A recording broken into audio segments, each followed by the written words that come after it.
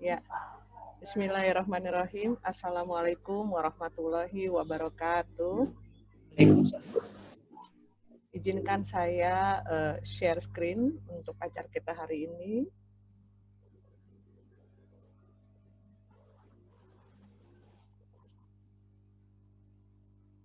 Alhamdulillah hari ini adalah pertemuan ngaji online yang ke-23.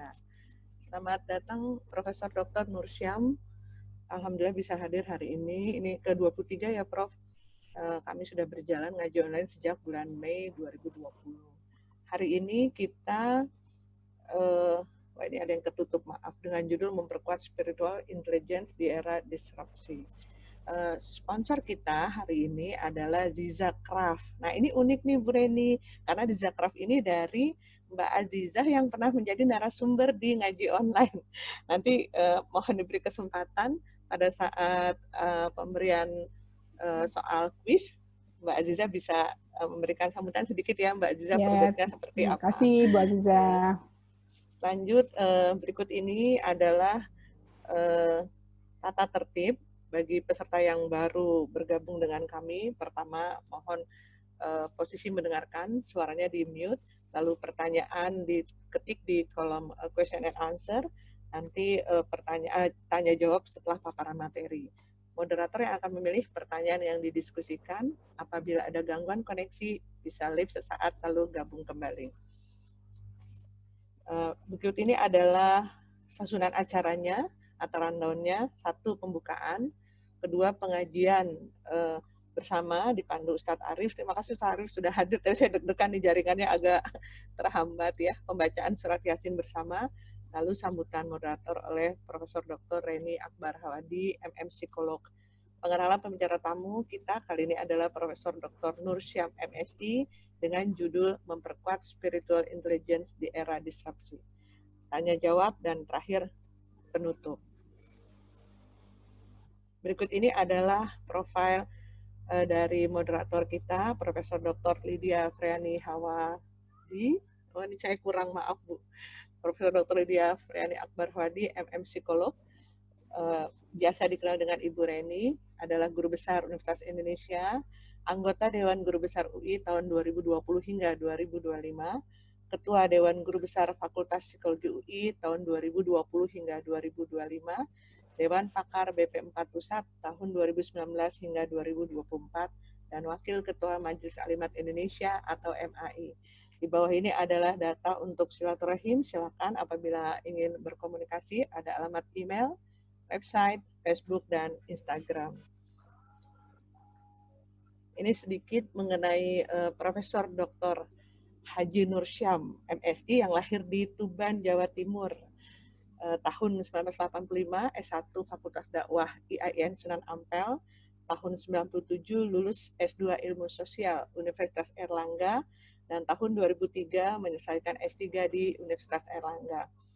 Pak Nur Syam juga Sekjen Kemenak periode 2019 hingga 2020, Guru Besar Sosiologi UIN Sunan Ampel Surabaya, dan pendiri Nur Syam Center dan Friendly Leadership Training. Tadi saya sempat dihubungi, ada yang akan meliput dari Nur Syam Center. Silahkan, ada Mbak siapa tadi ya, namanya belum hafal, silahkan bergabung. Selanjutnya kami juga punya kajian Islam dan psikologi ini khusus untuk ngaji online. Kami ada link YouTube kepada para peserta, dipersilakan untuk buka YouTube dan mohon bisa subscribe ya, supaya nanti bisa lebih siar lebih luas lagi. Selain YouTube, juga ada link Instagram ngaji online KIP. Biasanya kami share untuk ngaji online, flyer atau poster ngaji online yang akan ditampilkan yang rutin setiap hari Jumat. Baik, demikian yang saya share. Selanjutnya, acara kedua adalah ngaji bersama, maaf sebentar ya, saya stop. Iya, bersama Ustadz Arif. Sudah hadir ya Ustadz Arif ya? Kita sama-sama membaca surat Yasin ya, silahkan. Assalamualaikum warahmatullahi wabarakatuh. أستغفر الله العظيم أستغفر الله العظيم أستغفر الله العظيم الذي لا إله إلا هو الحي القيوم وأتوب إليه أشهد أن لا إله إلا الله وأشهد أن محمدا عبده ورسوله. اللهم صل على سيدنا محمد وعلى آل سيدنا محمد إلى حضرة النبي مصطفى محمد صلى الله عليه وسلم وعلى آله وأزواجه وذريته وأصحابه والتابع ومن تبعهم بإحسان إلى يوم الدين. شاء لله ولنا ولهم الفاتحة. أعوذ بالله من الشيطان الرجيم. بسم الله الرحمن الرحيم. الحمد لله رب العالمين الرحمن الرحيم مالك يوم الدين. إياك نعبد وإياك نستعين. اهدنا الصراط المستقيم صراط الذين أنعمت عليهم غير المغضوب عليهم ولا الضالين آمين. اللهم وصل إلى أرواح أولياء والشهداء والصالحين والأئمة الراشدين ثم إلى أرواح جميع مشايخنا ومرشدنا وجميع أهل الصوفية في الرياض جميع الأرض إلى مغربها ثم إلى أموات هذه البلد من المسلمين والمسلمات أن الله يغفر لهم ويرحمهم ويعلي درجاتهم في الجنة وينفع بأسرهم وأمرهم وعلوم في الدين والدنيا والآخرة بجاه المصطفى بسر الفاتحة. أعوذ بالله من الشيطان الرجيم. بسم الله الرحمن الرحيم. الحمد لله رب العالمين الرحمن الرحيم مالك يوم الدين. إياك نعبد وإياك نستعين. اهدنا الصراط المستقيم صراط الذين أنعمت عليهم غير المغضوب عليهم ولا الضالين آمين. الفاتحة بالقبول وتمام كل سلم وصل الشان وخيراباتنا في الدين والدنيا والآخرة دافعة لكل شر جالبة لكل خير لنا ولوالدينا ولوالدينا وأحبابنا ومشايخنا في الدين مع اللطف والعافية وعلانية. أن الله ينور قلوبنا وقالبنا مع الهدى والتقى والعفاف والموت على دين الإسلام والإيمان والإحسان بلا محنة ولا امتحان بها كيسين ولا داعا ولكل نية صالحة وتقرب إلى الله بشفاعة رسول الله في سر الفاتحة. أعوذ بالله من الشيطان الرجيم. بسم الله الرحمن الرحيم. الحمد لله رب العالمين الرحمن الرحيم مالك يوم الدين. إياك نعبد وإياك نستعين. اهدنا الصراط المستقيم صراط الذين أنعمت عليهم غير المغضوب عليهم ولا الضالين آمين. تقبل الله منا ومنكم تقبل يا كريم. أعوذ بالله من الشيطان الرجيم. بسم الله الرحمن الرحيم. ياسين والقرآن الحكيم إنك لمن المرسلين على صراط مستقيم تنزيل العزيز الرحيم لتنذر قوما ما أنذر آباؤهم فهم غافلون لقد حق القول على أكثرهم فهم لا يؤمنون إنا جعلنا في أعناقهم أغلالا فهي إلى الأذقان فهم مقمحون وجعلنا من بين أيديهم سدا ومن خلفهم سدا فأغشيناهم فهم لا يبصرون وسواء عليهم أأنذرتهم أم لم تنذرهم لا يؤمنون إنما تنذر من اتبع الذكر وخشي الرحمن بالغيب فبشره بمغفرة وأجر كريم. إنا نحن نحيي الموتى ونكتب ما قدموا وآثارهم وكل شيء أحصيناه في إمام مبين.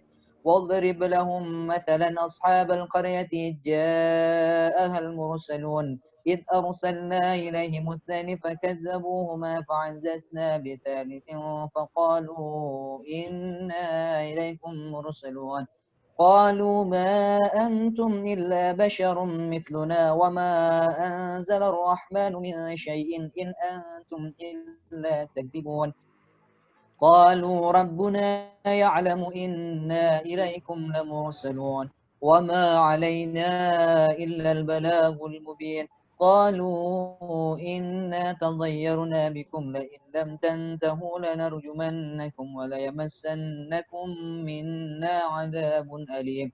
قالوا طائركم معكم أئن ذكرتم بل أنتم قوم مسرفون. وجاء من أقصى المدينة رجل يسعى قال يا قوم اتبعوا المرسلين اتبعوا من لا يسألكم أجرا وهم مهتدون وما لي لا أعبد الذي فطرني وإليه ترجعون أأتخذ من دونه آلهة إن يردني الرحمن بضر لا تغن عني شفاعتهم شيئا لا تغني عني شفاعتهم شيئا ولا ينقذون إني إذا لفي ضلال مبين إني آمنت بربكم فاسمعون قيل ادخل الجنة قال يا ليت قومي يعلمون بما غفر لي ربي وجعلني من المكرمين وما أنزلنا على قومه من بعده من جند من السماء وما كنا منزلين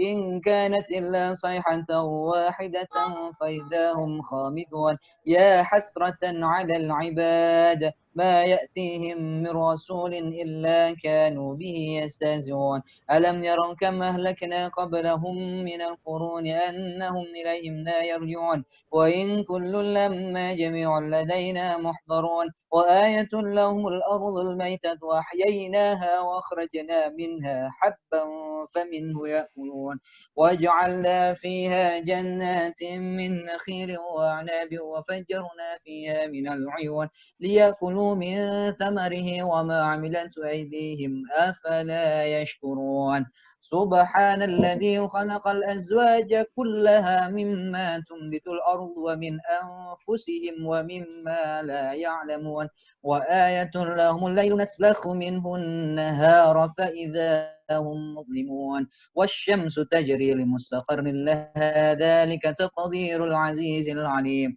والقمر قدرناه منازل حتى عاد كالعرجون القديم لا الشمس ينبغي لها أن تدرك القمر ولا الليل سابق النهار وكل في فلك يسبحون وآية لهم أنا حملنا ذريتهم في الفلك المشحون وخلقنا لهم من مثله ما يركبون وإن نشأ نغرقهم فلا صريخ لهم ولا هم ينقذون إلا رحمة منا ومتاعا إلى حين وإذا قيل لهم اتقوا ما بين أيديكم وما خلفكم لعلكم ترحمون وما تأتيهم من آية من آيات ربهم إلا كانوا عنها معرضين وإذا قيل لهم أنفقوا مما رزقكم الله قال الذين كفروا للذين آمنوا ونطعم من لو يشاء الله أطعمه إن أنتم إلا في ضلال مبين ويقولون متى هذا الوعد إن كنتم صادقين ما ينظرون إلا صيحة واحدة تأخذهم وهم يخصمون فلا يستطيعون توصية ولا إلى أهلهم يرجعون ونفخ في الصور فإذا هم من الأجداث إلى ربهم ينسلون قالوا يا ويلنا من بعثنا من مرقدنا هذا ما وعد الرحمن وصدق المرسلون إن كانت إلا صيحة واحدة فإذا هم جميع لدينا محضرون فاليوم لا تظلم نفس شيئا ولا تجزون إلا ما كنتم تعملون إن أصحاب الجنة اليوم في شغل فاكهون هم وأزواجهم في ظلال على الأرائك متكئون لهم فيها فاكهة ولهم ما يدعون سلام قولا من رب رحيم وامتازوا اليوم أيها المجرمون ألم أعهد إليكم يا بني آدم ألا تعبدوا الشيطان إنه لكم عدو مبين وأن اعبدوني هذا صراط مستقيم ولقد أضل منكم جبلا كثيرا أفلم تكونوا تعقلون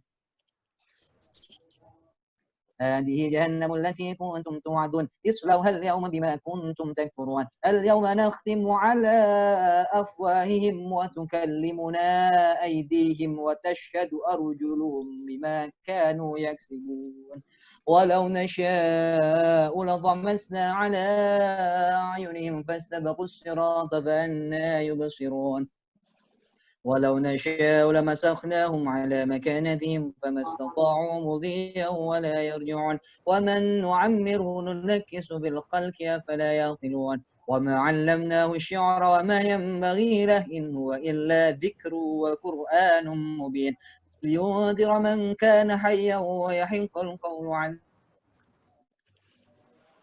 الكافرين أولم يروا أنا خلقنا لهم مما عملت أيدينا أنعاما فهم لها مالكون وذللناها لهم فمنها ركوبهم ومنها يأكلون ولهم فيها منافع ومشارب أفلا يشكرون واتخذوا من دون الله آلهة لعلهم ينصرون لا يستطيعون نصرهم وهم لهم جند محضرون فلا يحزنك قولهم إنا نعلم ما يسرون وما يعلنون أولم يرى الإنسان أنا خلقناه من نطفة فإذا هو خصيم مبين وضرب لنا مثلا ونسي خلقه قال من يحيي العظام وهي رميم قل يحييها الذي أنشأها أول مرة وهو بكل خلق عليم الذي جعل لكم من الشجر الأخضر نارا فإذا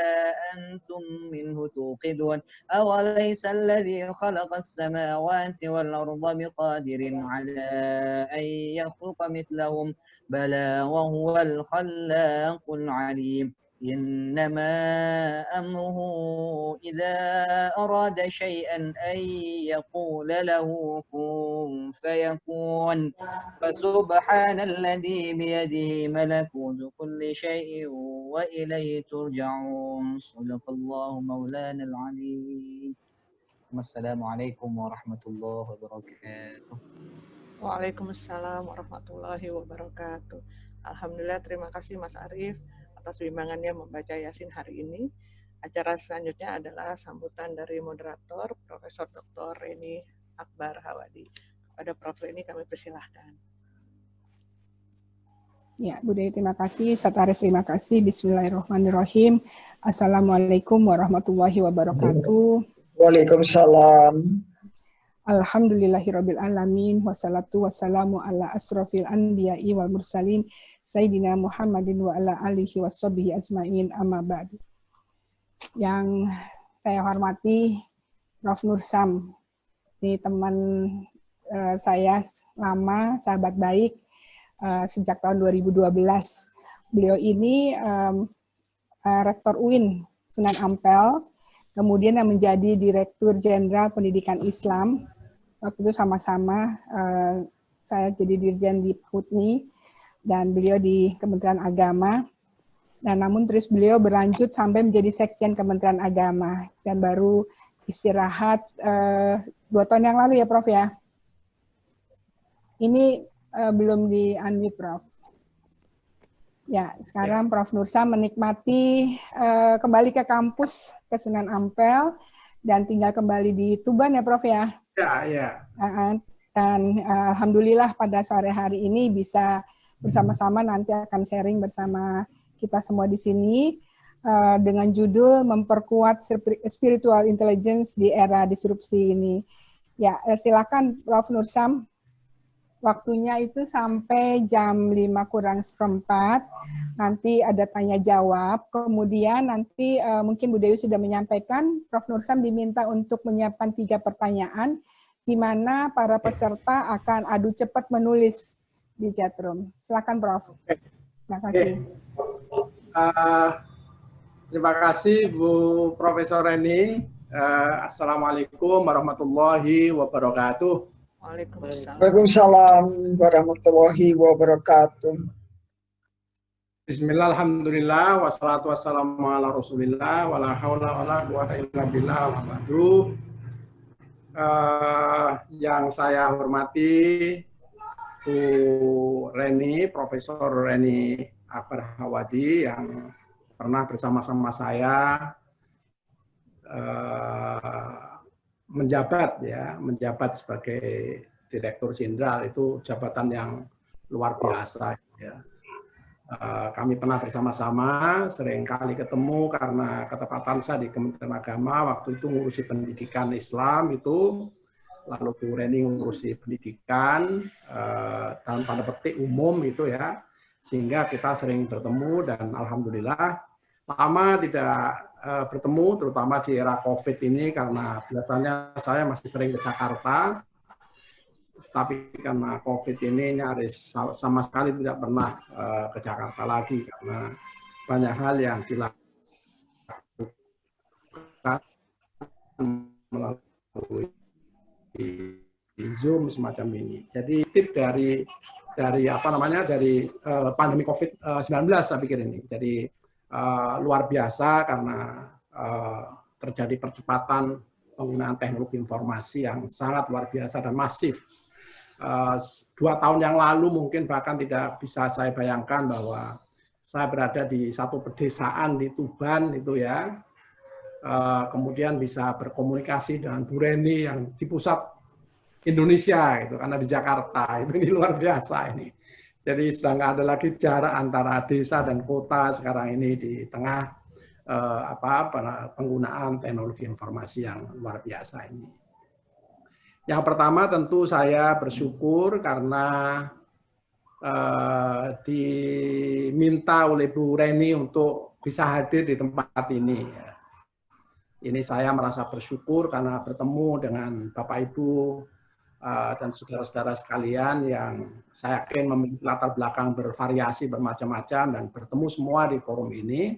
Ini adalah satu kebahagiaan, satu kebanggaan yang saya rasa luar biasa. Jadi inilah cara Gusti Allah, Tuhan yang Maha Kuasa mempertemukan kita. Jadi yang selama ini nggak pernah ketemu, jadi ketemu lewat satu forum yang seperti ini. Tentu saya ucapkan selamat kepada Bu Prof. Reni Akbar Hawadia yang sudah ke berapa? 24 ya Bu ya? 23 acara ini 23 luar biasa. Terima kasih juga kepada Mbak Dewi yang seringkali menghubungi saya terkait dengan pelaksanaan acara ini.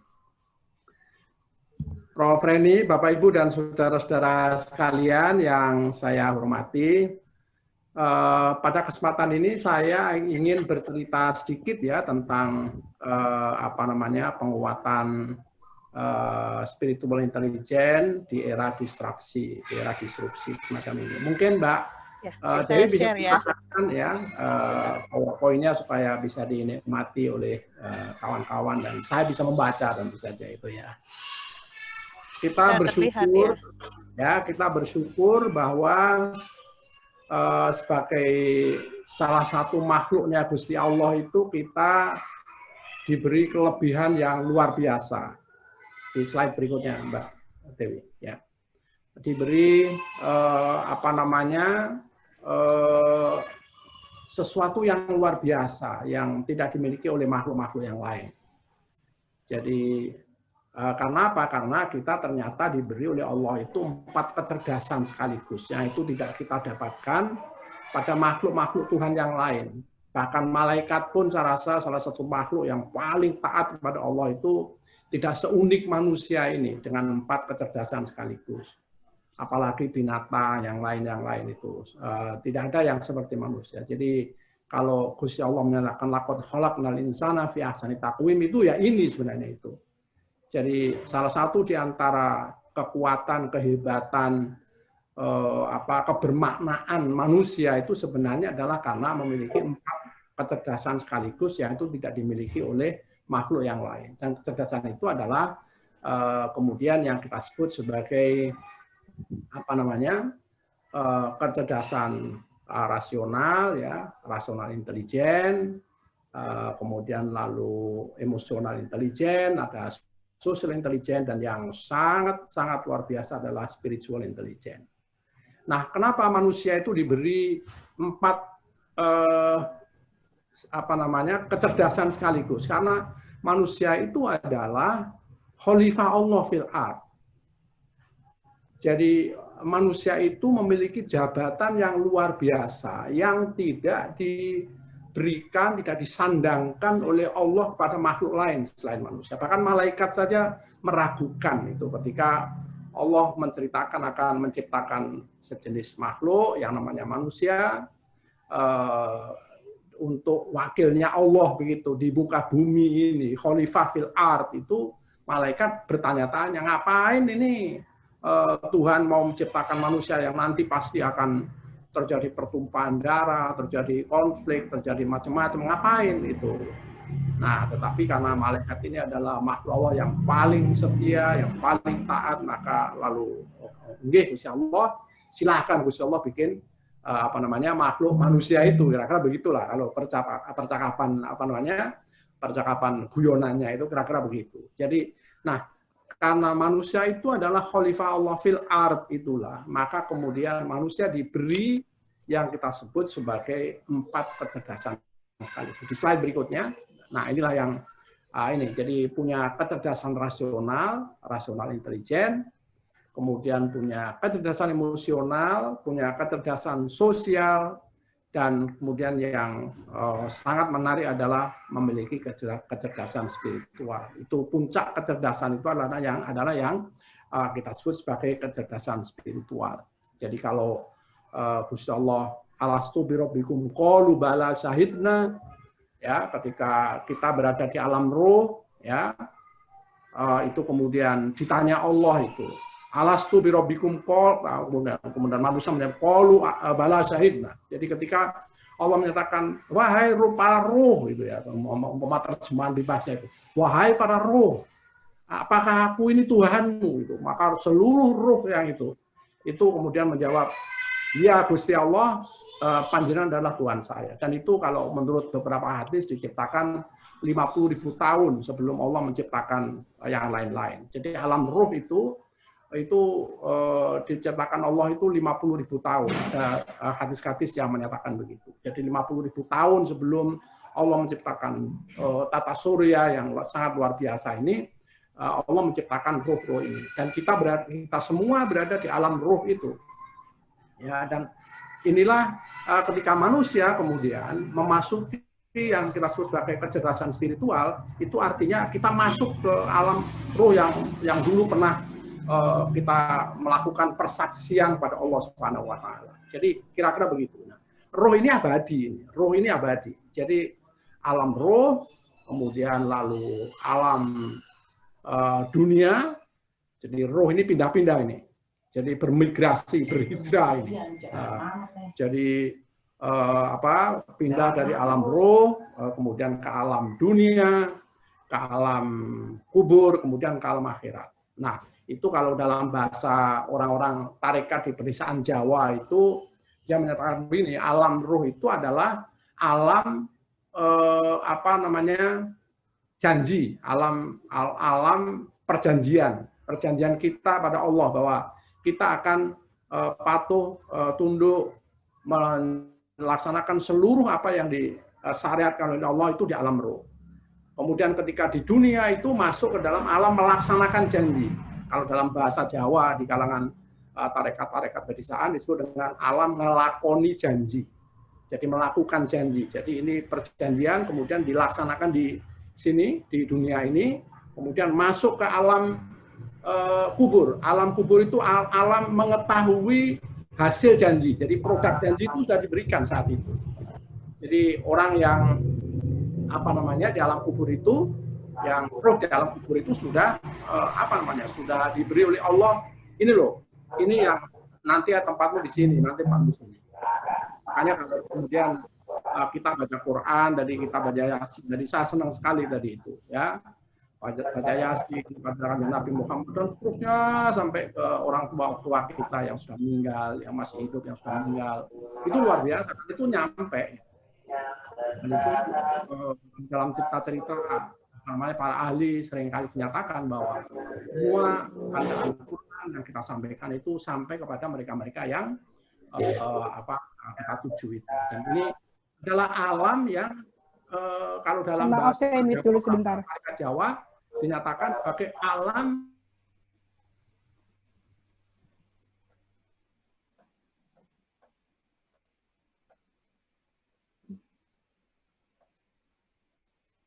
ya.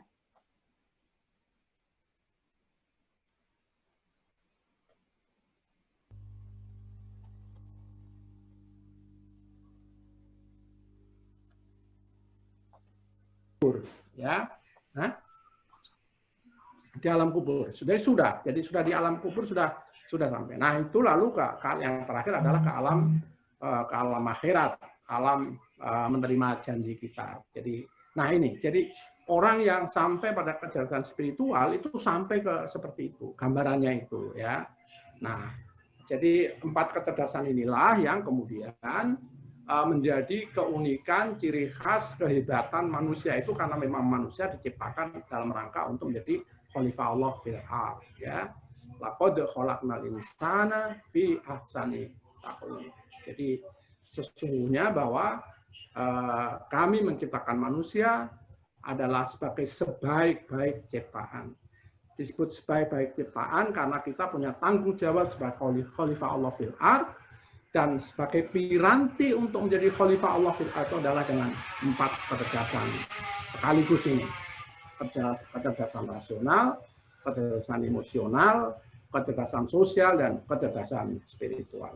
Lanjut Mbak Dewi, slide berikutnya. Nah, ini basis kecerdasan. Ya.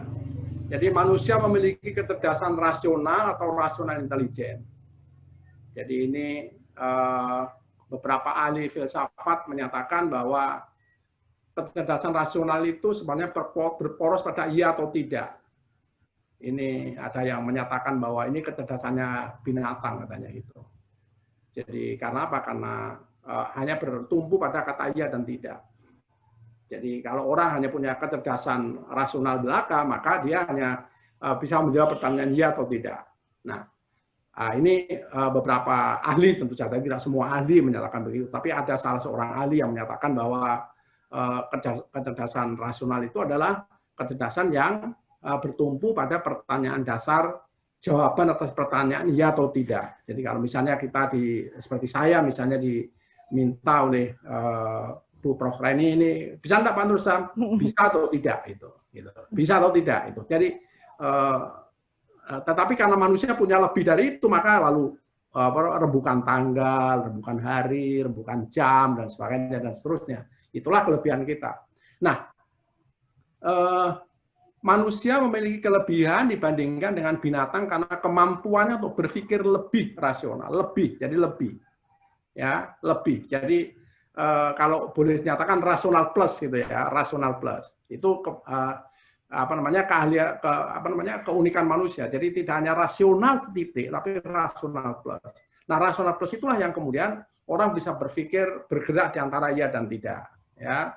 Bisa memilih di antara iya dan tidak, bisa memilih tidak, bisa memilih iya, tetapi bisa bergerak di antara keduanya. Inilah salah satu di antara yang dalam teori-teori ilmu sosial itu lalu disebut dengan teori rational choice, ya, pilihan rasional. Jadi orang memilih sesuatu itu karena ada pertimbangan rasionalnya, ya. Jadi orang bisa memilih mengambil risiko, ya, misalnya orang boleh berperilaku pilihan, misalnya orang boleh antara sukses atau tidak sukses dan sebagainya dan seterusnya.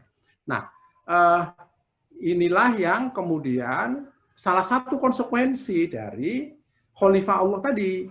Jadi kalau manusia kemudian hanya diberi kecerdasan rasional titik, tidak ada plusnya tadi, maka dia tidak bisa masuk ke dalam jejaring rasio-rasio yang lain gitu, ya.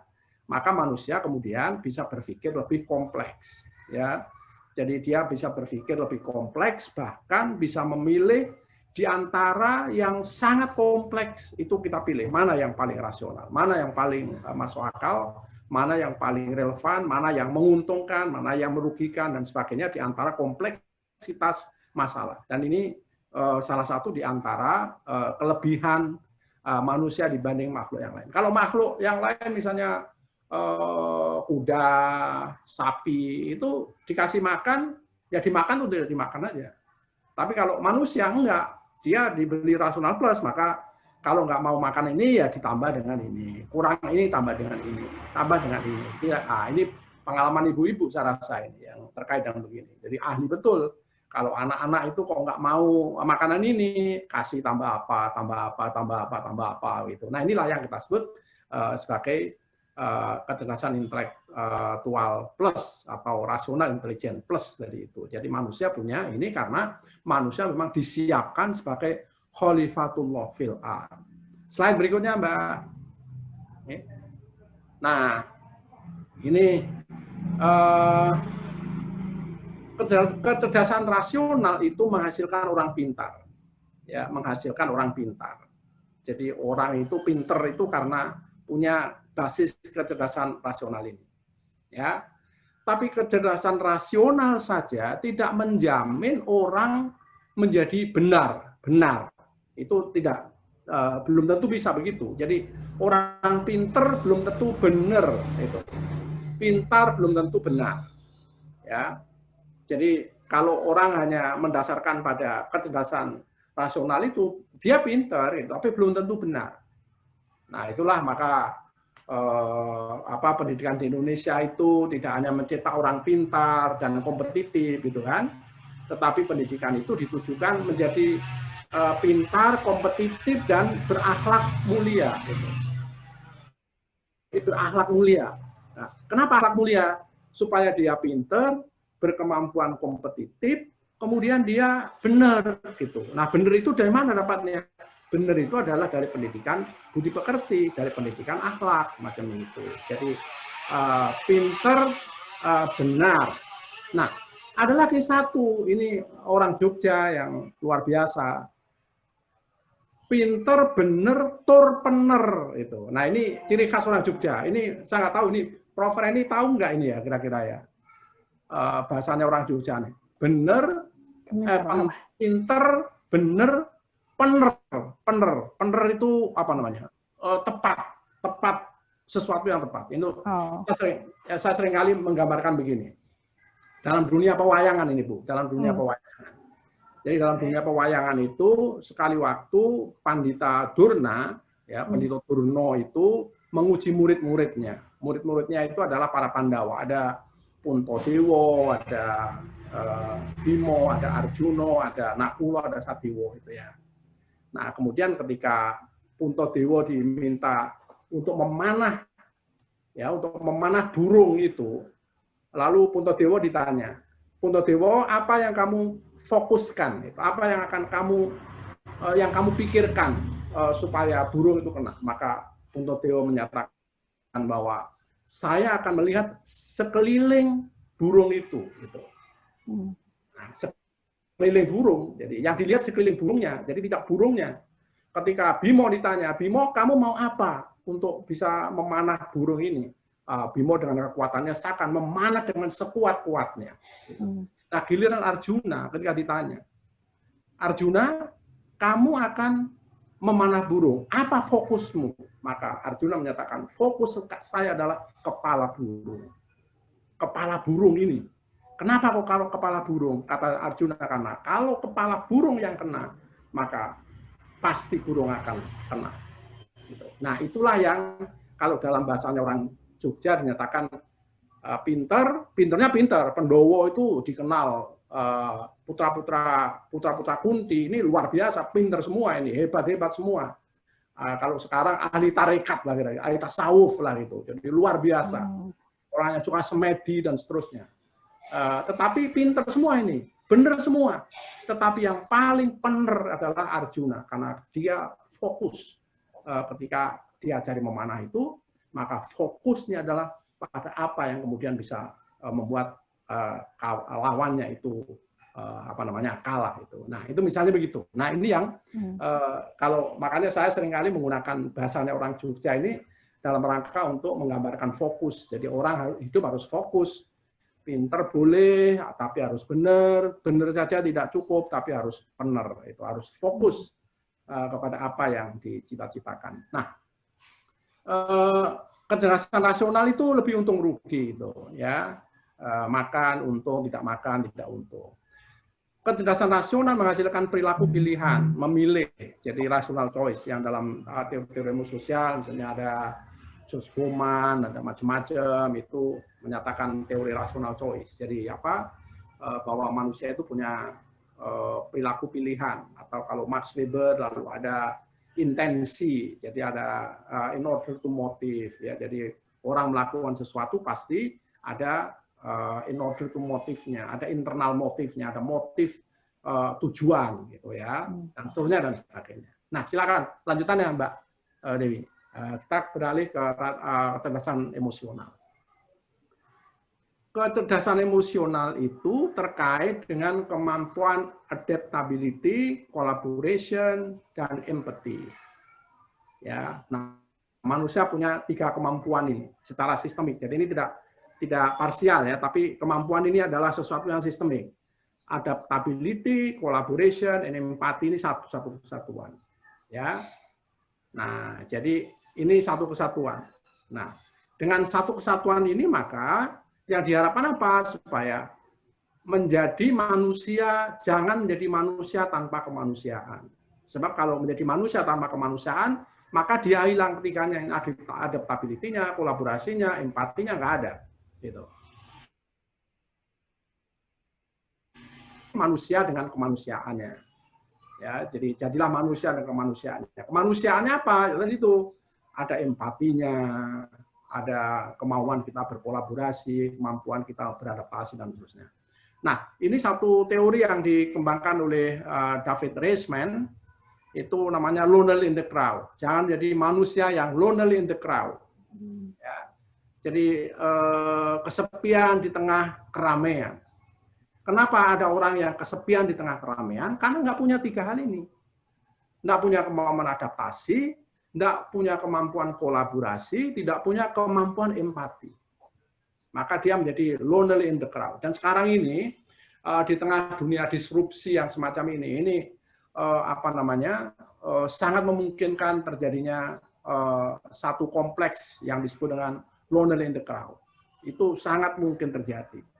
Orang yang kesepian di tengah keramaian, ya. Nah, ini yang saya kadang agak ngeri, misalnya ketika dikirimin WA oleh kawan-kawan tentang robot rumah tangga itu ya. Ada seorang ibu yang sudah tua begitu, lalu anaknya sudah jadi orang semua, nggak ada yang di rumah, seorang ibu ini sendirian. Dia hanya dilayani oleh robot itu, mandi dimandikan, makan dimakanin, dan sebagainya, sampai suatu ketika ibu ini meninggal. Robot itu tidak dibekali dengan pengertian meninggal. Jadi suatu ketika lalu seorang ibu itu duduk di kursi, tahu-tahu meninggal. Nah, robotnya bingung, bingungnya kenapa? Karena dia tidak diinjeksi dengan pengetahuan bahwa orang itu meninggal. Jadi karena tidak tahu apa yang harus dilakukan, dikasih makan nggak mau, dikasih ini nggak mau, namanya orang mati misalnya. Nah, ini salah satu contoh dari lonely in the crowd ini. Jadi orang yang kesepian di tengah keramaian. Mudah-mudahan saya, Prof. Reni, ini tidak termasuk ini nanti ketika harus sudah makin senior, bukan tua Bu, kalau tua itu kok nggak enak.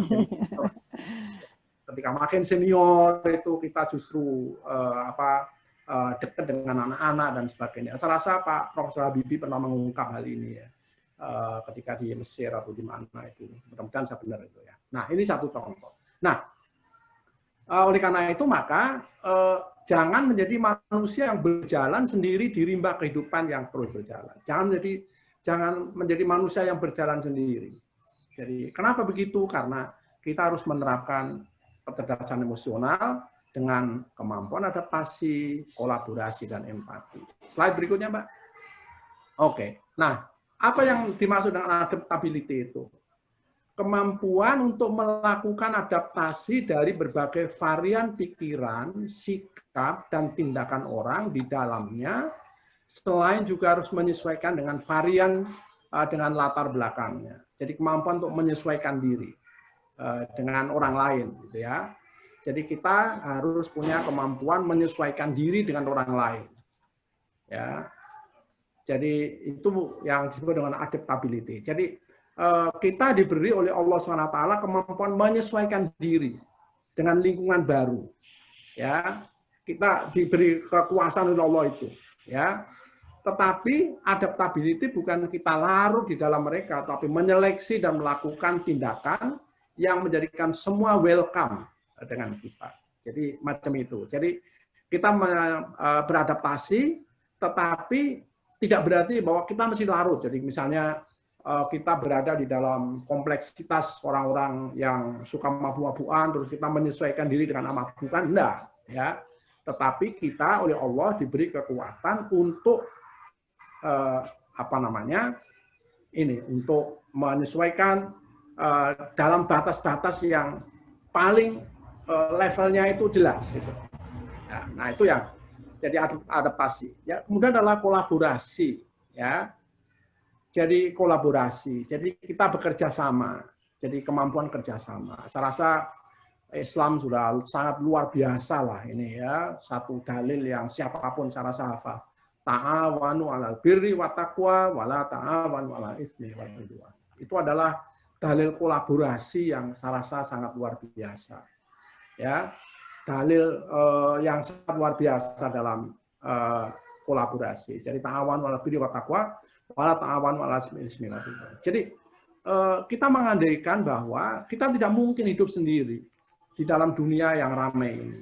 Karena misalnya kita ingin minum air saja itu, air mineral saja itu. Coba kita pikirkan berapa orang yang terlibat di dalam proses ini gitu. Ya, itu bisa ratusan orang yang terlibat dalam proses ketika kita akan meminum air mineral saja.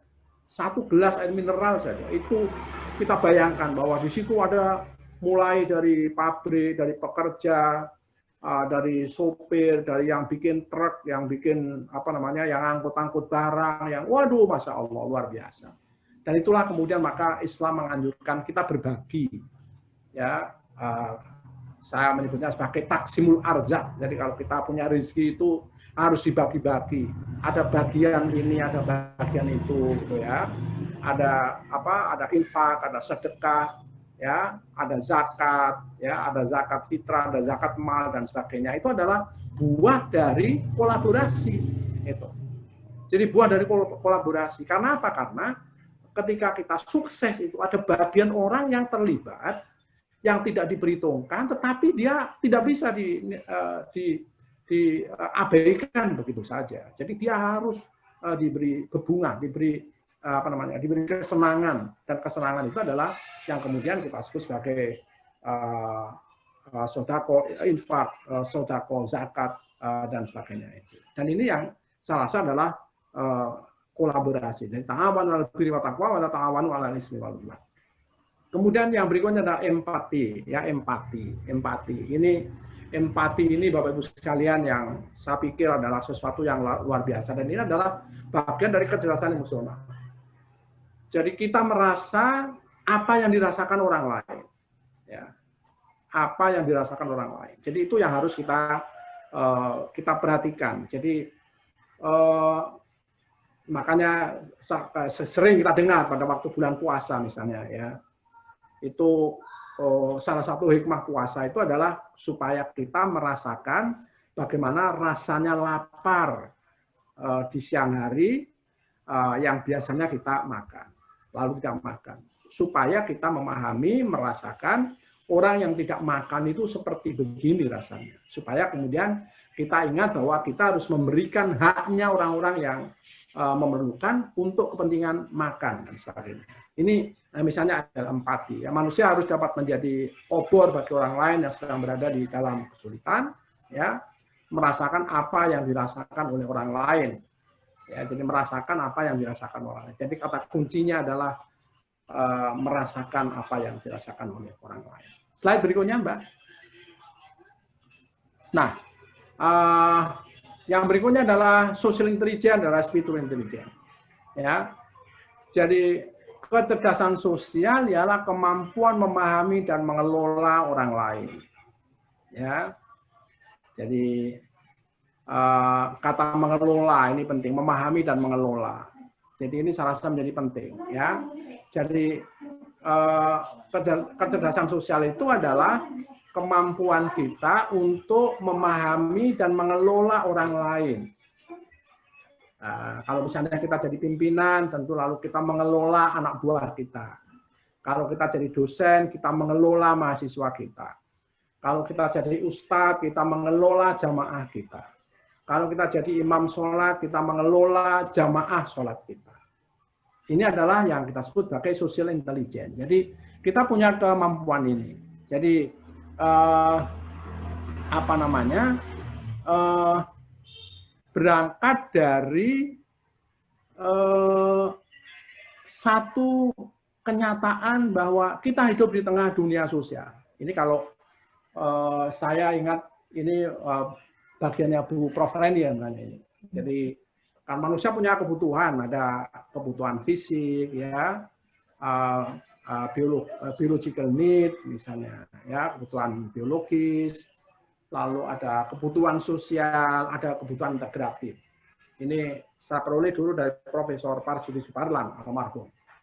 Jadi kalau masuk ada 5 itu, saya tidak menjelaskan itu, saya malu sama Bu Prof. Reni kalau saya malah keliru saya itu, ya. Maka 3 ini aja, 3 ini yang sangat mudah. Jadi manusia punya kebutuhan biologis. Nah, manusia punya kebutuhan sosial. Nah, kebutuhan sosial inilah yang memerlukan social intelligence. Ya. Jadi kebutuhan sosial, kebutuhan untuk berorganisasi, kebutuhan untuk berkumpul seperti ini. Di tengah pandemi COVID ini, kita lalu menyelenggarakan pengajian online, ya, pengajian psikologi semacam ini yang luar biasa, ya. Ini adalah salah satu di antara kemampuan sosial kita, dan itu kita dibekali ini oleh Allah. Jadi selain dibekali hati sebagai basis dari sosial dari emosional intelligence itu, kita dibekali dengan kemampuan mengelola diri kita dan orang lain dalam relasi dan orang lain. Jadi relasi dan orang lain itu harus dijaga, dimanage, ya, dikelola sedemikian rupa supaya kemudian menjadi lebih bagus. Gitu. Nah, jadi itu. Jadi kata kuncinya adalah memahami dan mengelola orang lain. Nah, puncak dari segalanya itu adalah yang kita sebut sebagai spiritual intelligence. Ya. Jadi kecerdasan spiritual adalah kecerdasan yang berasal dari dimensi ketuhanan. Saya rasa kita semua memahami bahwa dalam diri manusia itu ada 3 unsur. Banyak orang menyatakan 2 unsur, tapi saya cenderung menyatakan 2 unsur. Jadi ada unsur ruh, yang fayamfuhu fihi ruh, ya. Jadi usia berapa itu? 4 bulan ya. 120 hari ya, itu ditiupkan roh oleh Allah itu. Roh. Ada roh, ya, ada dimensi roh, ada dimensi jiwa, ada dimensi fisik. Itu, ada dimensi fisik. Nah, saya terkadang menggambarkan begini, Prof. Reni. Jadi antara fisik dan roh ini dihubungkan oleh jiwa. Jiwa ini netral, jiwa ini netral. Jiwa ini netral. Jadi kalau jiwa itu diintervensi dan kebaikan, dia dekat kepada kebaikan. Kalau jiwa ini kemudian diintervensi dengan hal yang jelek, dia dekat dengan kejelekan. Jadi roh nanti kembali ke Tuhan untuk masuk dalam alam kubur, masuk ke dalam alam akhirat. Nah, kemudian lalu fisik itu kembali ke tanah sesuai dengan dia berasal dari tanah, ya. Jadi dia berasal dari tanah maka kembali ke tanah. Nah, jiwa ini adalah sesuatu yang netral sifatnya. Jadi sangat tergantung pada asupannya. Asupannya bagus jadi bagus. Itulah yang Pak Profesor Munawir Syaghali almarhum pernah ditanya, kenapa sih putra-putri Bapak itu kok jadi orang berhasil semua, hebat semua, pintar semua? Beliau menyatakan bahwa karena anak-anak saya selalu saya kasih asupan sesuatu yang terbaik bagi mereka, yang halal, yang terbaik bagi mereka. Jadi ini salah satu ini. Jadi, nah asupan ini yang berupa fisikal itu kemudian masuk ke dalam dimensi kejiwaan, kemudian ke roh. Jadi ini saya mencoba membagi ini mungkin nanti bisa didiskusikan oleh Bu Reni, pikiran-pikiran ini, ya. Saya sulit menjelaskan lebih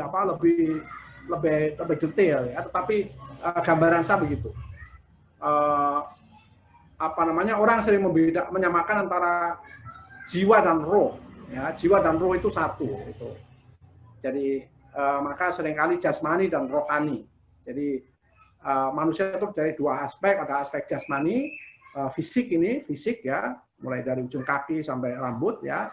Ini fisik, yang ini kembali ke tanah karena dia berasal dari unsur tanah ya. Kemudian lalu roh, yang rohnya nanti kembali kepada Tuhan.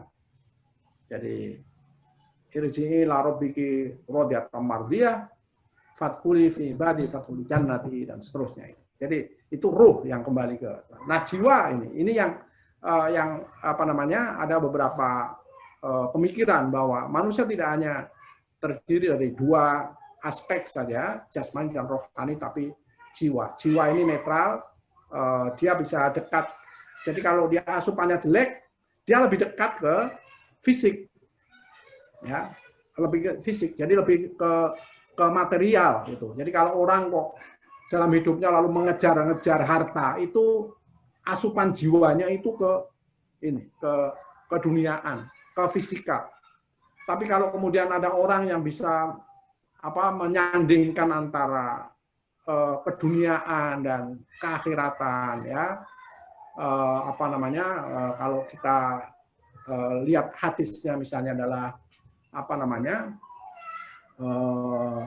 wabtaghi fi ma taqallad darul akhirat walatan sana sidaqam dunya misalnya, atau i'mal lidunyaka ka'annaka ta'isu abadan, ya, wa'mal li akhiratika ka'annaka tamutu ghadan, gitu ya. Kalau kita lihat dari hadis ini, bahwa kalau orang itu asupan terhadap jiwanya itu adalah hal-hal yang bersifat ukhrawi, maka dia berpikir saya akan mati besok, maka saya akan mendekat diri pada Allah. Tapi kalau misalnya asupannya itu adalah hal yang bersifat keduniawian, maka ta'isu abadan, itu akan merasa hidup selamanya. Nah, ini satu contoh aja ini. Tetapi yang paling benar adalah yang bisa menyandingkan tadi, wabtaghi fi ma taqallad darul akhirata walatan sanasibaka minad dunya. Jadi hidup itu targetnya adalah keabadian tadi, ya, kepada fi ma taqallad darul akhirah. Tapi walatan sanasibaka minad dunya, karena kita sedang hidup di dunia, maka di kalangan ahli-ahli tasawuf dinyatakan bahwa dunia ini adalah jembatan untuk menuju akhirat. Jembatan aja, jembatan. Jadi jembatan menuju akhirat. Jadi itu kira-kira begitu. Jadi kalau dalam filsafat orang Jawa, urip mung mampir ngombe. Ya, urip mung mampir ngombe. Hidup itu hanya sekedar mampir minum. Jadi berapa lama sih orang minum itu? Ya, yang lebih lama adalah perjalanan yang lain-lain, macam begitu. Nah, ini adalah bagian dari yang kita sebut sebagai spiritual intelligence, ya.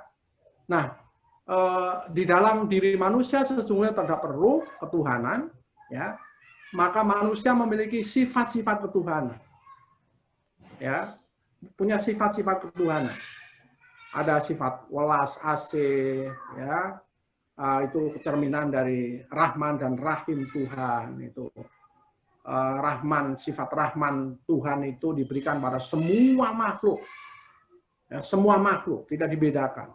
Semua makhluk, semuanya memperoleh kasih sayangnya Gusti Allah. Tidak dibedakan warna kulitnya, sukunya, agamanya, macam-macam. Semua memperoleh Rahman Tuhan. Tetapi kerahiman Allah itu, ya, adalah khusus diberikan kepada umat Islam. Jadi itu adalah, jadi kalau kita kemudian kok punya sifat kasih sayang, ya, itu kalau dalam teori kebutuhan namanya kebutuhan integratif. Jadi setelah kebutuhan sosial ada kebutuhan integratif.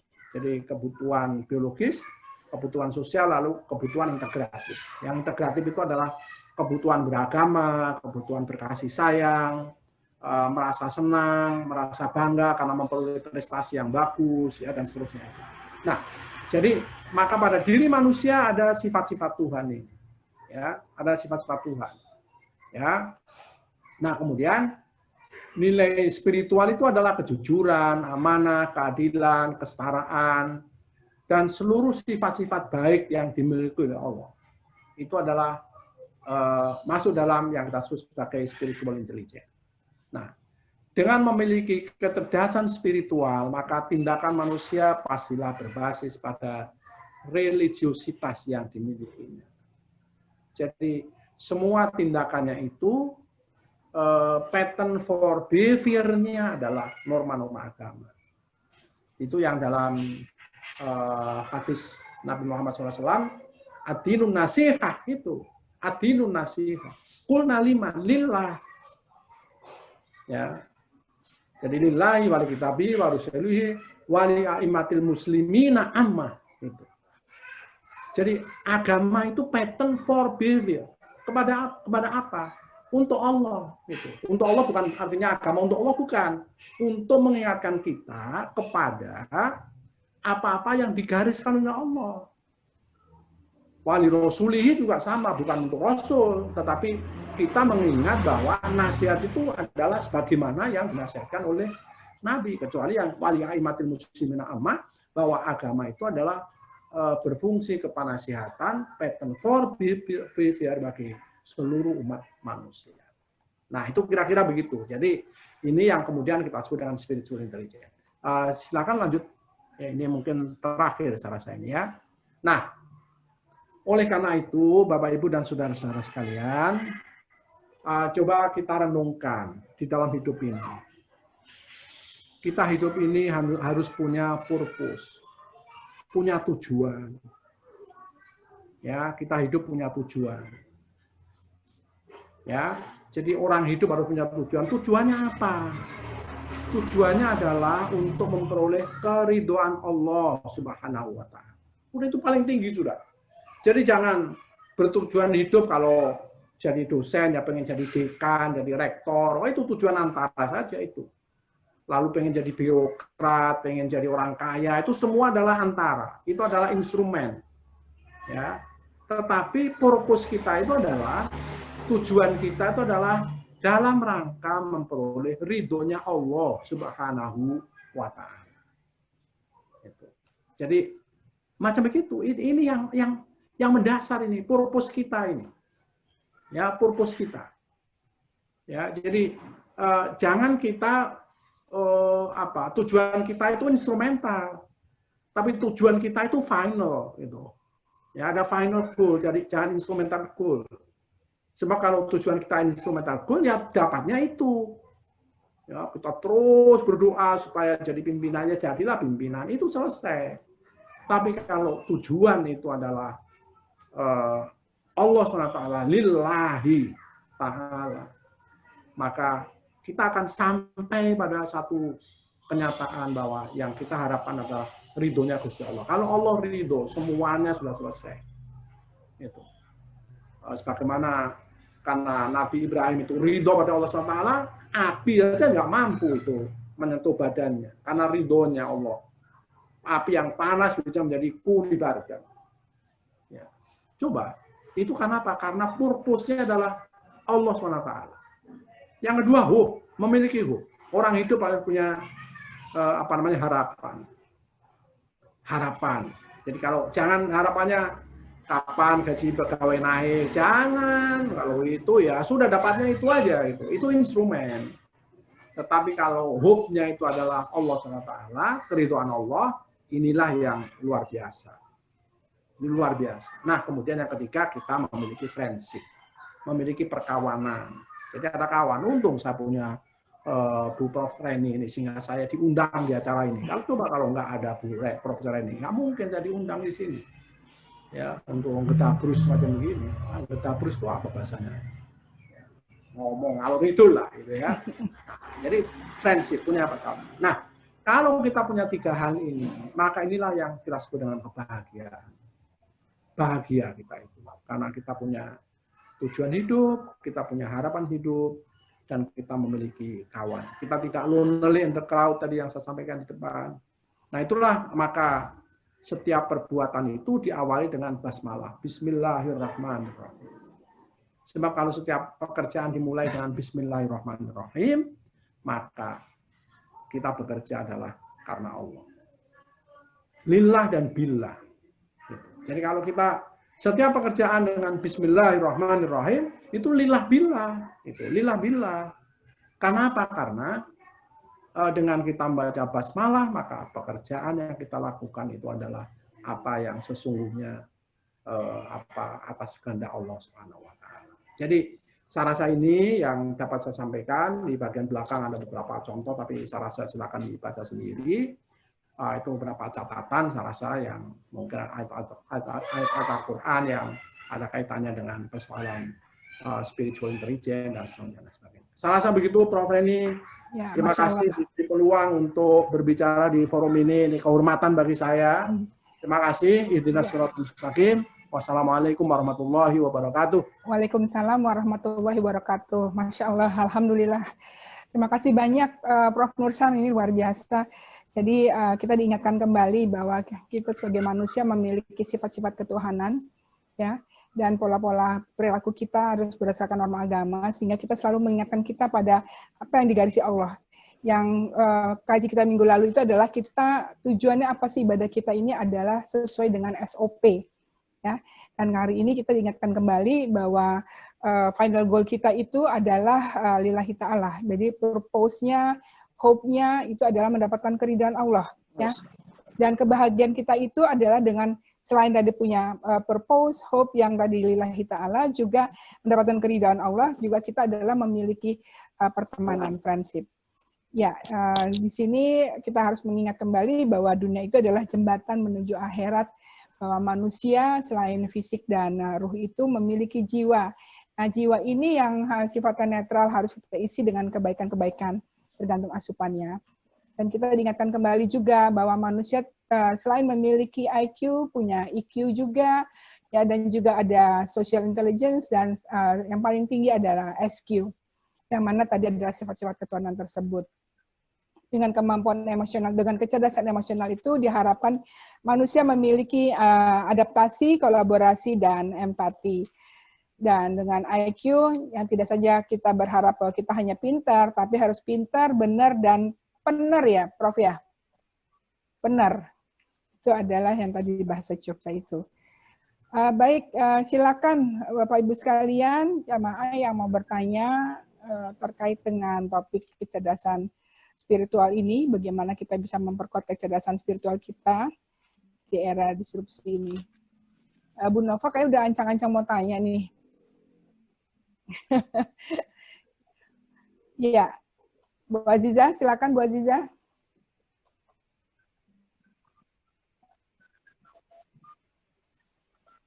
Assalamualaikum warahmatullahi wabarakatuh. Waalaikumsalam. Ini langsung persiapan untuk pertanyaan ya, Prof.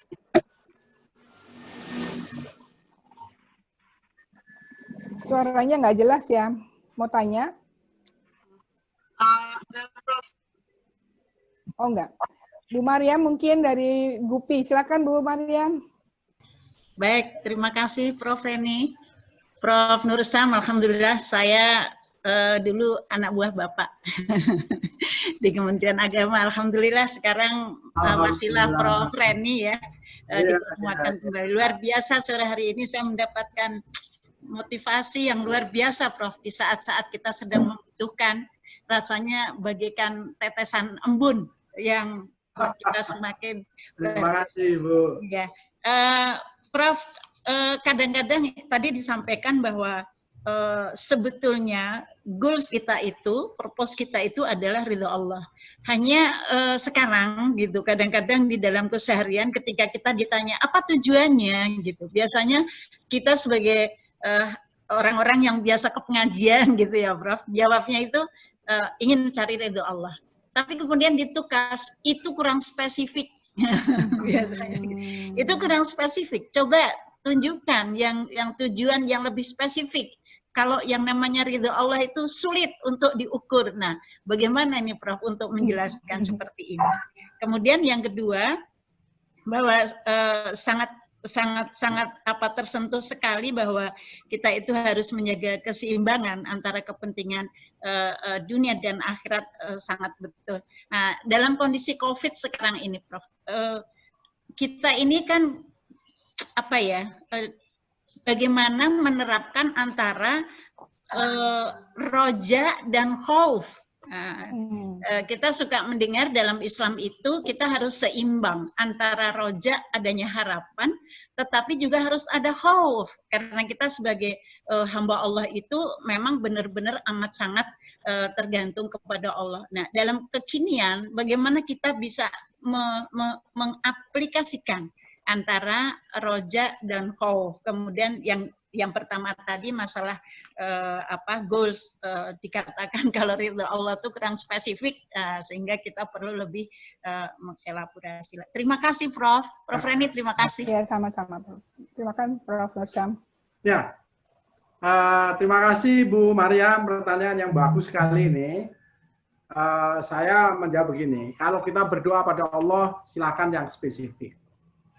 Ya, silakan yang spesifik. Sebab doa yang spesifik itu tentu sangat bermakna dalam rangka supaya kita merasa bahwa saya telah menyampaikan ini pada Allah. Jadi harus spesifik. Tetapi kalau yang terkait dengan tadi kan tujuan hidup ya, tujuan hidup. Jadi purpose dalam kehidupan itu. Maka saya menyatakan ya lillah billah. Jadi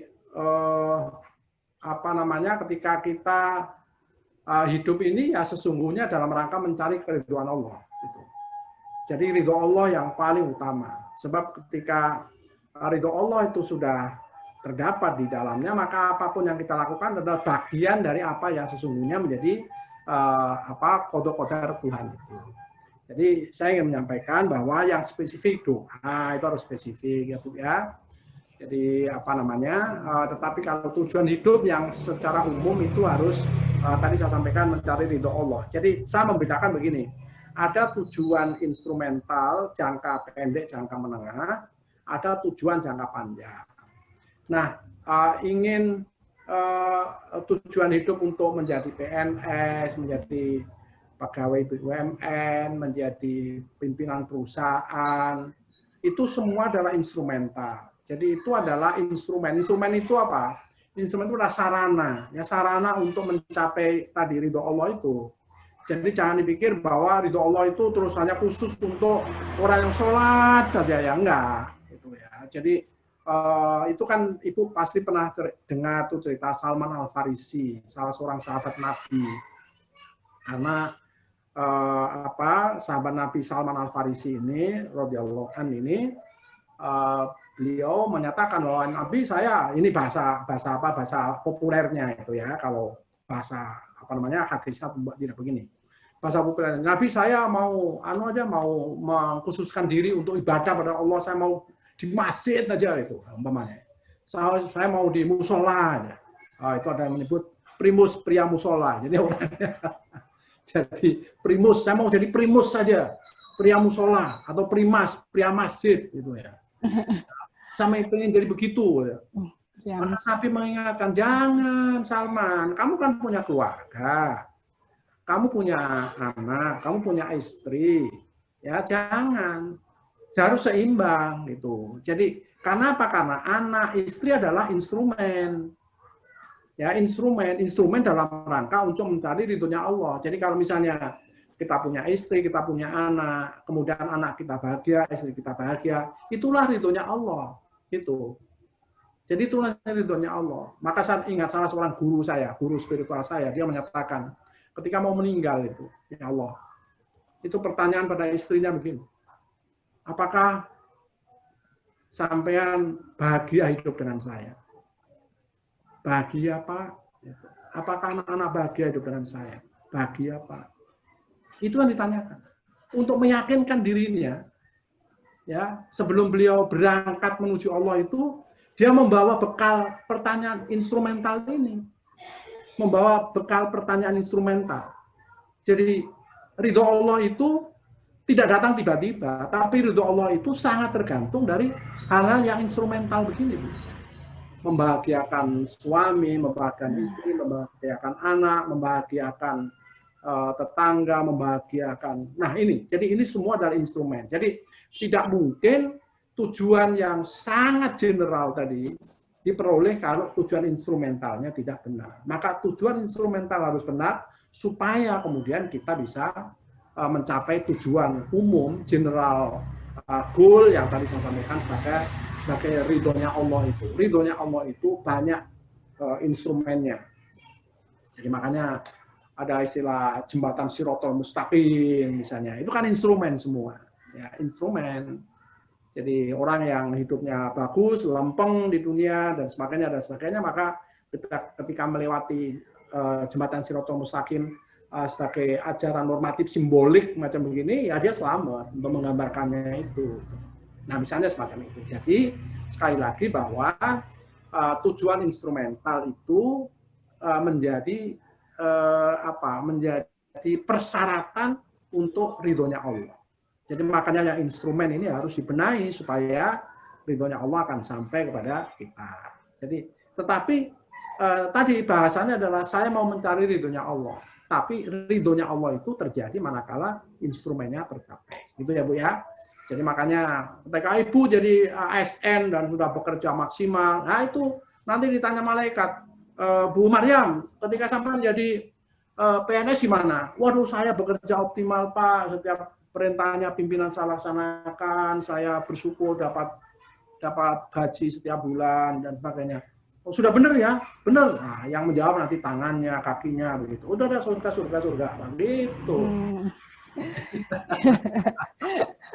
Menarik ini. Jadi macam gitu ya. Jadi instrumennya itu menjadi penting ya. Nah, kemudian yang kedua, keseimbangan hidup ya. Di satu sisi ada harapan, di satu sisi ada, terutama di era pandemi ini ya. Saya menulis tentang dampak positif corona. Jadi orang seringkali hanya melihat dampak negatifnya, tapi saya melihat ada dampak positifnya. Dampak positifnya adalah percepatan penggunaan teknologi informasi semacam ini. Luar biasa ini. Tadi saya sampaikan, saya di pedesaan Tuban yang masuk dalam peta aja enggak ini desa saya ini, di Tuban ini. Tapi sekarang ini, dengan COVID-19 ini, kita bisa ketemu Bu Reni yang di Jakarta, di pusat kota, coba di UI, coba. Luar biasa. Itu salah satu diantaranya. Jadi, makanya orang-orang sering menyatakan di balik kejadian-kejadian yang negatif, selalu ada hikmah yang kita peroleh.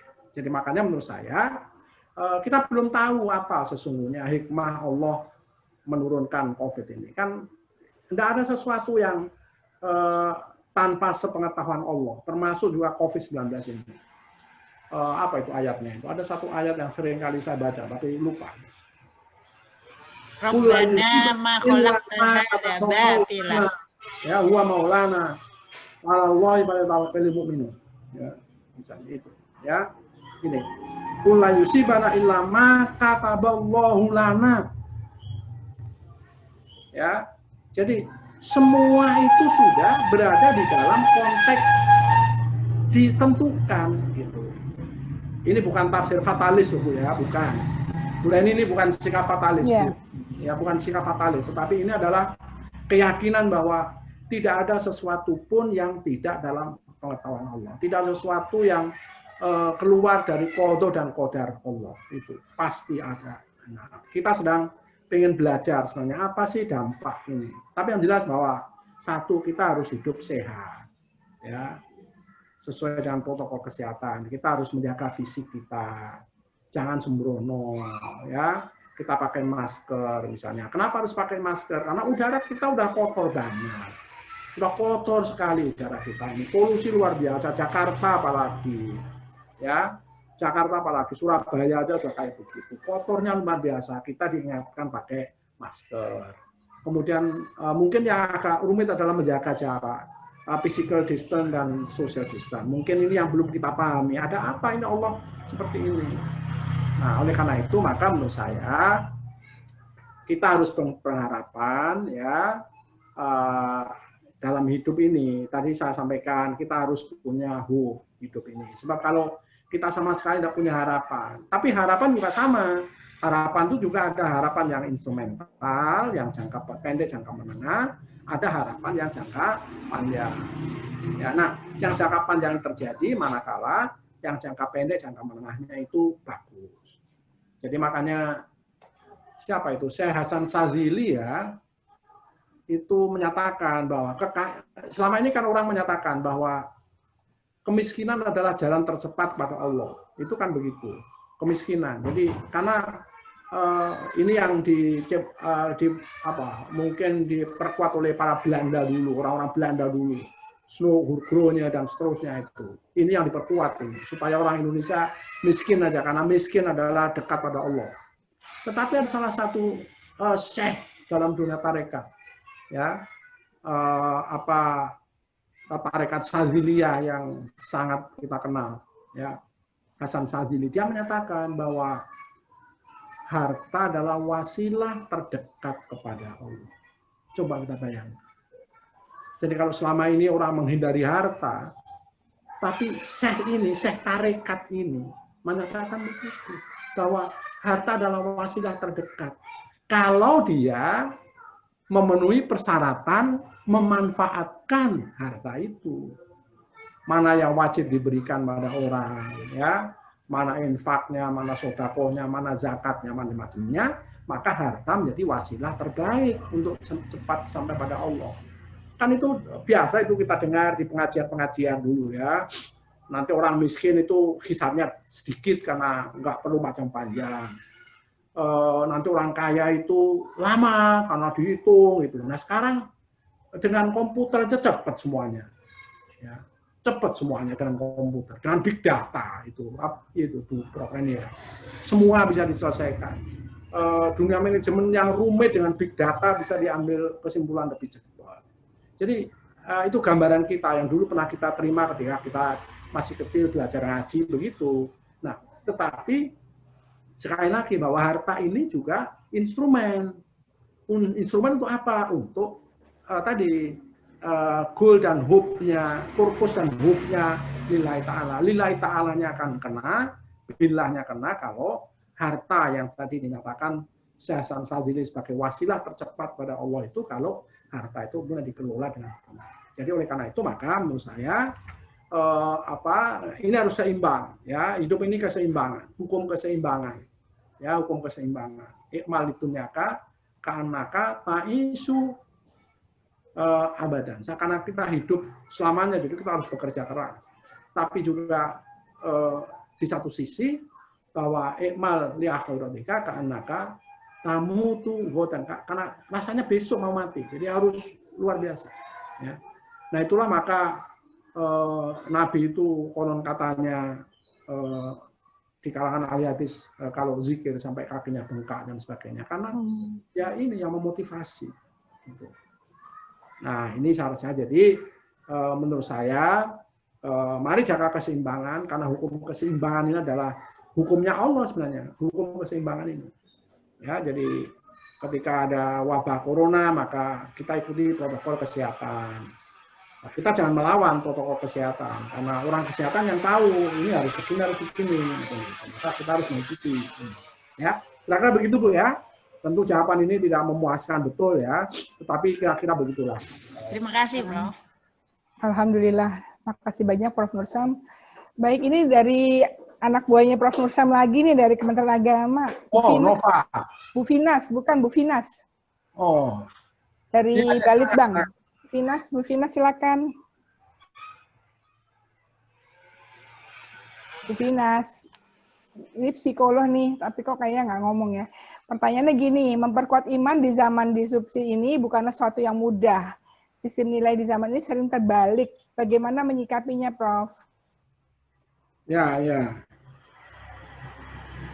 Nah, memang kita hidup di area yang kompleks. Ya, kita hidup di era disrupsi, era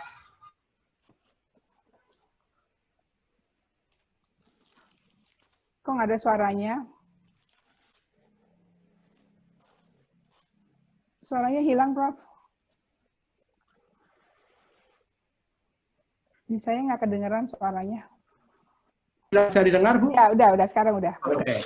Ya, jadi kita sedang hidup di satu era yang luar biasa sekarang ini, era disrupsi, era yang disebut oleh orang sebagai era perubahan yang cepat, yang tidak terkendali, yang sangat luar biasa seperti ini. Dan inilah yang tadi saya sampaikan bahwa di era semacam ini orang yang bisa bertahan itu adalah orang yang punya tingkat keimanan yang luar biasa. Jadi ini ibarat survival of the fittest itu ya, pertarungan siapa yang terkuat itu. Maka yang paling kuat ya orang yang beriman.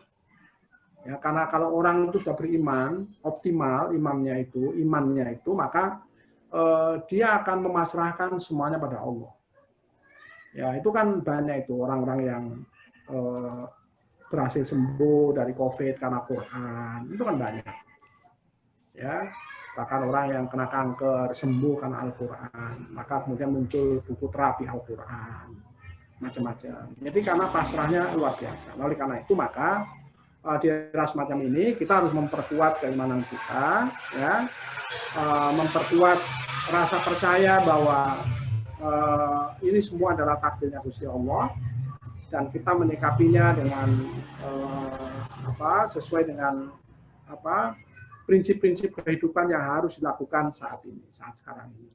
Jadi oleh karena itu menurut saya perbanyak baca sholawat, ya. Ya, innallaha malaikatahu yusholluna 'alan nabi ya ayyuhalladzina amanu shollu 'alaihi wa sallimu taslima. Jadi Allah saja memberikan selamat ucapan sholawat pada Nabi, apalagi kita yang manusia, apalagi kita umatnya. Saya jadi ingat nasihatnya saya Ali Jabir ya di YouTube ya, yang mungkin ibu-ibu juga dengar itu.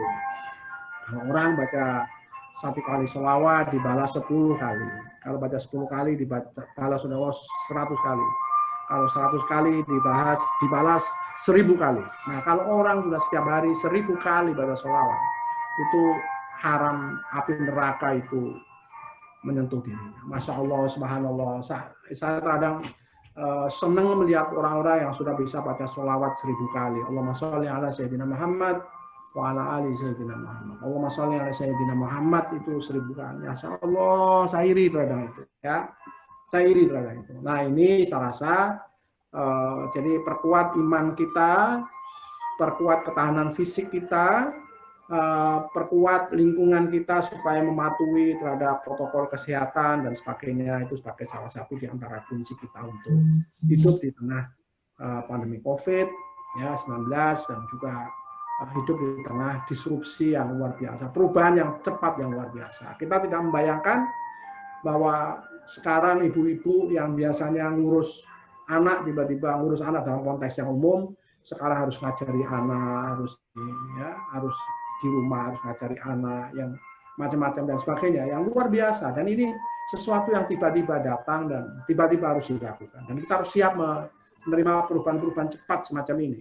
ya, perubahan-perubahan yang kompleks semacam ini. Dan ini malah harus kita lakukan. Mudah-mudahan kita memperoleh keberkahan, memperoleh kesehatan. Itu yang tentu kita harapkan di era-era semacam ini.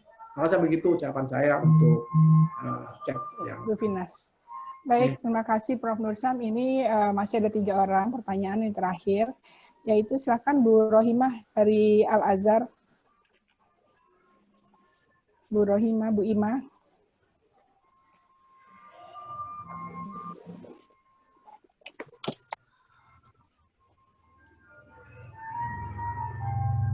Bu Ima mana ya? Bu Ima. Oh. Nulis di chatnya. Ya udah. Bagaimana gambaran kecerdasan sosial, terutama pada masyarakat kota dengan gaya hidup yang individualistik ditambahkan dengan masa pandemik PSBB? Agak mirip-mirip kan ya? Ya. Inilah tadi saya sampaikan bahwa era sekarang ini memang banyak perubahan yang luar biasa, Bu. Jadi terkadang kita juga harus menyikapi dengan sikap sebagaimana yang seharusnya kita tampilkan gitu ya. Yang paling sedih adalah misalnya biasanya kita sholat rapat, kita sholat harus ada jarak. biasanya bukan terkadang kita ini kalau selesai sholat harus bersalaman untuk menandakan keakraban, kerukunan, kebersamaan. Sekarang kita cukup begini. Nah, ini adalah perubahan-perubahan yang cepat, ya, yang mau tidak mau harus kita ikuti perubahan semacam ini. Nah, jadi begini. Jadi salah satu di antara yang perlu kita perkuat itu adalah bagaimana kita membangun solidaritas sosial, ikatan sosial kita yang semakin baik. Jadi meskipun di era semacam ini kita hidup di tengah perkotaan yang semacam itu, ya tetap saja kita harus hidup dengan ikatan solidaritas semakin baik. Hasil-hasil penelitian misalnya mengungkapkan bahwa semakin kuat solidaritas sosial yang dimiliki oleh seorang individu, itu maka semakin kecil peluangnya untuk melakukan perilaku menyimpang. Misalnya ini beberapa penelitian misalnya. Ya. Nah, ini menggambarkan bahwa orang yang punya ikatan solidaritas yang baik, kalau tadi di kantor punya friendship tadi ya, punya perkawanan ya, maka itu hidupnya jauh lebih tenang daripada orang yang hidup sendiri. Nah, oleh karena itu maka saya punya prinsip begini yang saya rasa mungkin perlu saya ungkapkan di sini. Dalam posisi apapun, ya, dalam posisi apapun, kita berada dimanapun, itu ada 4 hal yang saya sebut sebagai togetherness. 4 hal sebagai prinsip togetherness, 4 hal sebagai prinsip kebersamaan. Jadi orang itu harus merasa pertama coming together. Jadi dari manapun kita berasal, maka kita dalam rasa kebersamaan datang di suatu tempat. Di RT, di RW, di masjid, di lingkungan kita, kita perasaan coming together. Kemudian yang kedua adalah sharing together. Jadi kalau orang sudah merasa bisa datang bersama-sama di RT, di RW, di masjid, di sekolah, di lembaga pendidikan, di majelis taklim, yang macam-macam, kita bisa datang bersama-sama, merasa bersama datang di situ. Kita bisa sharing. Tadi yang saya sebut sebagai solidaritas sosial itu dimulai dari kebersamaan untuk bisa sharing. Kemudian kalau bisa sharing together, maka bisa working together, bisa bekerja bersama-sama. Nah, kalau kita bisa bekerja sama-sama, maka inilah yang kemudian menghasilkan succeeding together. Kesuksesan itu adalah kesuksesan bersama. Tidak ada kesuksesan diraih orang per orang, tapi setiap kesuksesan itu adalah kesuksesan yang diraih oleh kebersamaan. Nah, oleh karena itulah maka di tengah suasana semacam ini perkuat solidaritas sosial. Saya ngeri dan saya pernah menulis satu artikel yang judulnya adalah kekerasan simbolik di tengah pandemi COVID ini. Jadi kita melihat satu realitas empiris di lapangan bahwa ada orang yang suspek COVID-19 kemudian dikucilkan. Jadi jangankan bertemu, ngomong gitu ya, sampai rumahnya aja, lewat depan rumahnya aja nggak berani misalnya. Karena begitu takutnya, ya, sehingga sampai paranoid menurut saya ini. Nah, di tengah suasana semacam ini, maka yang penting adalah kita tetap menjaga ikatan solidaritas, tapi perhatikan prinsip-prinsip mendasarnya. Prinsip mendasarnya gimana ya? Sekarang ini era COVID ya, eranya adalah kesehatan sebagai panglima. Panglimanya kesehatan sekarang. Ekonomi nanti, ya. Ini kenapa Jakarta PSBB lagi ini kan karena mengedepankan dimensi kesehatan. Sudahlah ekonomi agak macet sedikit, nggak apa-apa. Yang penting orangnya sehat. Kalau orangnya sehat nanti bisa bekerja kembali. Nah, jadi misalnya begitu. Nah, oleh karena itu maka menurut saya mari jaga solidaritas sosial itu, karena dengan solidaritas sosial maka kita akan semakin kuat baik sebagai individu, sebagai anggota komunitas, anggota masyarakat, mungkin juga anggota negara bangsa. Saya rasa begitu Bu Reni, jawaban saya atas pertanyaan yang sulit ini. Ya, tetapi mudah-mudahan apa yang saya sampaikan ini bisa sedikit memberikan pencerahan terhadap Bapak Ibu sekalian yang terlibat di dalam. Terima kasih. Terima kasih Prof. Nursam. Ini sekaligus tadi udah terjawab ya untuk pertanyaan Bu Ning Ismi dan juga Bu Nova ya. Karena hampir sama semua pertanyaannya ya, menjawab bagaimana beradaptasi dengan cepat supaya survive dan sebagainya. Baik, terima kasih banyak.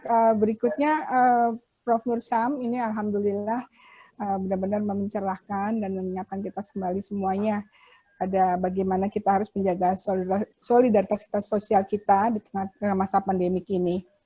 Nah, jadi dari coming together, sharing together, dan working together. Baik, Prof. Nursam silakan memberikan 3 pertanyaan, nanti juga akan dijawab oleh para jamaah. Saya kembalikan pada Bu Dewi dengan ucapan terima kasih pada Prof. Nursam dan pada yang hadir pada sore hari ini.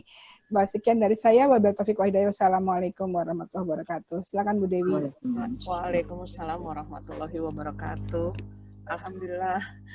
Ini agak kejutan karena ada backsound-nya, Bu Reni. Cakep, tadi saya nebak-nebak itu suara es krim atau suara roti gitu. Taunya. Anak saya nebak es krim itu mah gitu.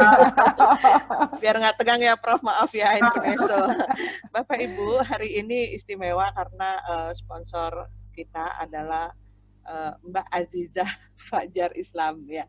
Kebetulan Mbak Azizah pernah menjadi narasumber acara ngaji online. Beliau menghubungi saya bahwa punya produk yang bisa di-share juga untuk peserta yang nanti bisa menjawab 3 pertanyaan ya Prof, disiapkan. Kata ada peserta tadi jawab saya yang gampang-gampang gitu ya dapat hadiahnya. Oke, sedikit dari Mbak Azizah, silakan produknya apa ya? Sebentar ya Prof ya, maaf ya. Baik, terima kasih Bu Dewi, terima kasih Prof. Nursam atas ilmunya yang luar biasa, insya Allah mencerahkan. Di sini saya mohon izin untuk bisa memperkenalkan sesuatu yang ingin saya sharingkan. Jadi ini adalah salah satu kerajinan yang menjadi hobi saya. Bentuknya tote bag ataupun pouch-pouch gitu yang semoga bisa menjadi sesuatu hal yang bermanfaat untuk penerima hadiah dan banyak orang lainnya. Terima kasih. Ya, alhamdulillah. Berarti seperti tas gitu ya. Craft ya, kerajinan tangan. Ada Mbak Nova yang kemarin pemenang sudah di-share pilihan bukunya, peserta dan sebagainya. Mbak Nova minggu lalu sponsor buku dari Gramata Publishing. Bagaimana lanjutannya? Ya, Assalamualaikum warahmatullahi wabarakatuh. Waalaikumsalam. Teh Dewi, sudah saya coba hubungi yang terdaftar ya dari narasumber, Prof. Reni, Teteh juga, lalu ada 4 dari pemenang kuis. Yang baru merespon itu Bu Vina dan Mas Arief barusan ini. Prof. Reni kelihatannya nggak lihat WA saya ya. Oh, belum dibuka. Masih full. Teteh juga belum respon. Terus Prof. Idam ya? Kok Prof. Idam? Ibnu Hamad. Ibnu Hamad, sorry. Prof. Ibnu, kelihatannya tidak ada WA, jadi saya belum sempat menghubungi langsung beliau. Nanti coba saya kirimkan ya, mudah-mudahan bisa komunikasi ya. Ya, baik. Ya, makasih Mbak Nova, karena Mbak Nova menjadi sponsor untuk ngaji online Jumat lalu. Profesor Nursam, silahkan pertanyaannya Prof. Ya. 3 pertanyaan, satu-satu dulu ya Prof. 3 pertanyaan ini ya. Ya, siapa cepat mengetik dan benar jawabannya langsung jadi pemenang. Boleh ya tambah lagi infonya, kalau udah jawab benar jangan jawab lagi. Kemarin ada yang protes pesertanya. Biar ngasih kesempatan kepada peserta lain. Silakan Prof. Pertanyaannya, jawabannya ABC ya? Setunggal wae Prof. Kalau apa namanya tidak maksud saya kalau jawabannya pilihan multiple choice. Begitu. Ini pertanyaan pertama. Ya, monggo. Manusia diberi oleh Allah kelebihan yang tidak dimiliki oleh makhluk yang lain karena fungsinya sebagai khalifatullah fil ardh. Kelebihan apa saja, intelijensi apa saja yang dimiliki oleh manusia? Ya. Ayo cepat. Ayo. Cepat-cepatan ngetik. Dan siapa saja yang dimiliki oleh manusia sebagai khalifah Allah fil ard. Astri nih udah jawab. Ya, silakan. Mbak Hanita, Bu. Oh, Hanita. Hanita pertama, ada Mbak Astri, ada Pak Joko nih. Mau dibacakan, Prof, jawabannya? Ya, silakan. Betul atau salah? Wah, Ya, ketikannya banyak sebentar. Karena tadi sampai nggak clear. Hanita yang ya mantap. Ya, kemampuan rasional, emosional, sosial, spiritual. Oke, boleh. Ada lagi jawaban. Dipilih dulu, Prof, karena 4 kecerdasan emosional, rasional, sosial, spiritual. Ini kayaknya mirip-mirip ya. Apakah jawaban yang pertama tadi Mbak Hanita sudah benar? Sudah benar ya? Kemampuan rasional, emosional, sosial, spiritual. Kecerdasan ya, jadi kecerdasan rasional, spiritual, emosional, sosial. Sudah betul belum, Prof, jawabannya? Kecerdasan spiritual, ya. Betul ya. Nah, itu harapannya. Jadi kecerdasan ya, bukan kemampuan ini. Jadi salah dong. Masih salah ya, Prof? Iya, jadi kecerdasan yang salah satu kelebihannya adalah karena memiliki 4 kecerdasan. Kayaknya Astri yang benar. Ya. Oh, yang iya, ini Bu Astri ya, 4 kecerdasan emosional, rasional, sosial, spiritual, betul? Kayaknya bolak-balik ini yang kecerdasan. Ini pertanyaan yang kedua. Ya, saya Prof. Jawabannya sudah betul belum?